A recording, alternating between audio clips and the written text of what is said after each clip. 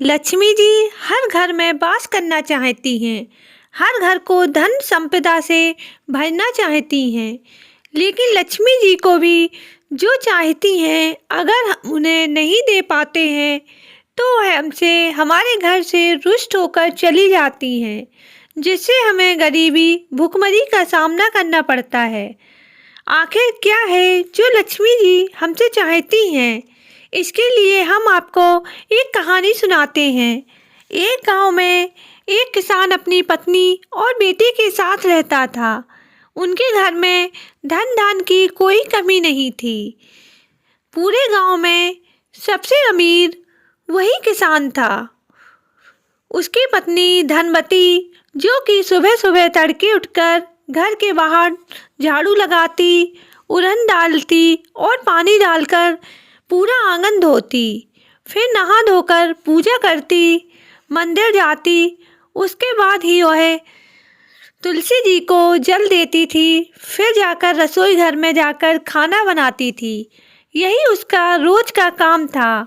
घर को साफ सुथरा रखती थी और उसकी रसोई हमेशा चमकती रहती थी। उसका बेटा 10 साल का था, लेकिन संस्कार से परिपूर्ण था। बड़ों का आदर करना, माँ बाप की बात मानना, सर्वगुण संपन्न था। रोज नहा धोकर रोज शिवजी के मंदिर में वह भी एक लोटा जल चढ़ाने जाता था। उसके बाद स्कूल जाता।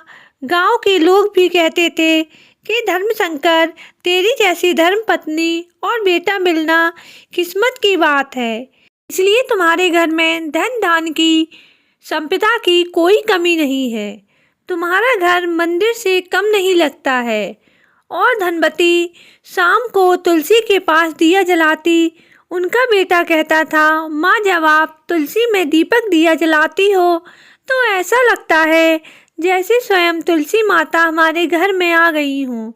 वह कहती थी, बेटा, जिस घर में साफ सफाई, सुख शांति रहती है, उस घर में देवी का वास होता है। किसान के घर में खुशहाली थी, सब बहुत खुश थे। बेटा भी उनका बड़ा हो रहा था, उनका व्यापार भी बढ़ रहा था। बेटा अब 25 साल का हो गया था और उसके लिए रिश्ते भी आने लगे थे। धनवती की भी अब तबीयत ठीक नहीं रहती थी, उनकी भी उम्र होने लगी थी। अब जितना उनसे हो पाता था वह करती थी, क्योंकि जिंदगी भर उन्होंने यही किया था। लेकिन किस्मत का खेल देखिए, एक रात धनवती की अचानक तबीयत खराब हो गई। उनकी पीठ की